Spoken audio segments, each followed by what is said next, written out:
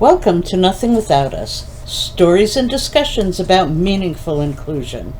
We will talk about accessibility, true inclusion, and disability justice with stories, policy updates, discussions, and related commentary on the value of being accessible and inclusive. We believe life should be accessible for everyone, and everyone should be included in all aspects of life. I am your host, Annette Bourbonnier. I am a 70-ish-year-old woman with short gray hair and eyeglasses. I am sitting in a power wheelchair, and my service dog Kirby could show himself at some point during the podcast. This podcast is captioned. Please press the subscribe button at any time during the podcast if you have not already done so. It will not cost you anything, but it will help us make this podcast grow. You are also welcome to make comments in the chat and to give us feedback about what you do or do not like.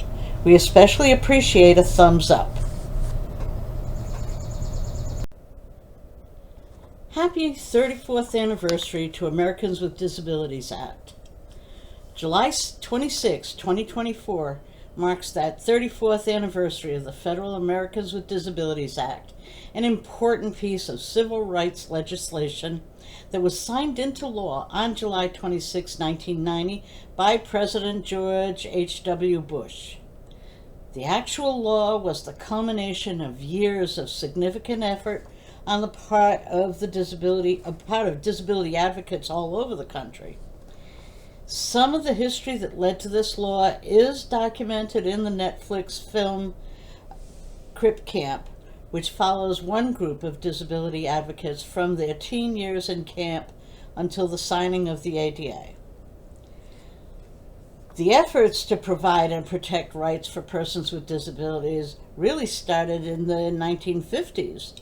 There were individuals and groups involved over the years that worked to demonstrate that the world, and specifically the United States, had far too many barriers, both physical and attitudinal, to full inclusion for us.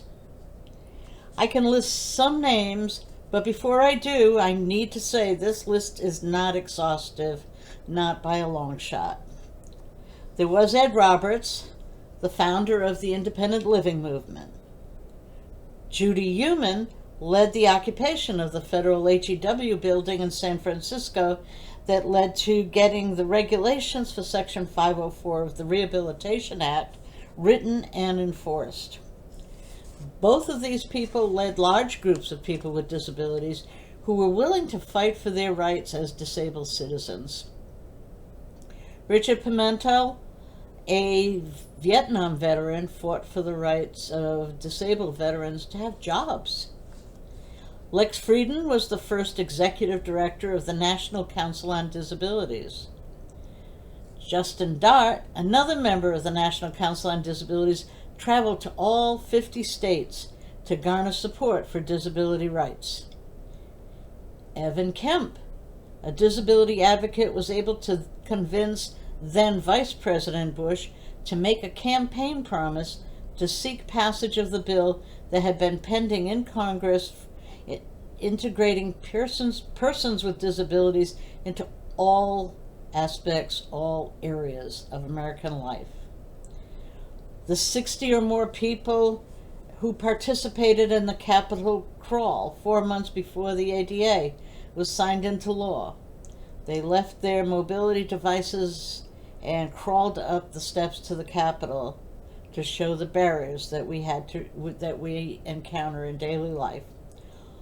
All of these people were joined by hundreds of others whose names we don't know, but who took part in activities fighting for the rights of people with disabilities. In 1988, Senators Weicker and Harkin introduced the ADA into the Senate, and U.S. Representatives Coelho and Conte introduced the House version. They and others testified regarding the discrimination against persons with disabilities in a joint session of the House and Senate. So what does the Americans with Disabilities Act mean? Its most important requirement is that government entities and businesses are not allowed to discriminate against persons with disabilities. This requirement of non-discrimination often gets lost in the details of how barrier removal is described and the minimum requirements for compliance. Whether we are talking about employment, access to local, state, and federal government entities, or business venues that are open to the public, persons with disabilities, also, healthcare providers or institutions of higher learning. Persons with disabilities are still viewed as burdens or costs, rather than individuals who are valuable, resilient, resourceful assets to society. We were able to legislate certain rights, but we have a long way to go before the attitudes of those not yet disabled accept inclusion. We've made a lot of progress, and our lives are much better for that. But it's too soon to step back and think of the work as done. We still have policies that enforce poverty and limit our success. We still need to have more people who identify as disabled working their way up to leadership positions in government, in healthcare, in educational institutions, in business. It may take another full generation or more for us to be viewed as equal. We need to keep trying.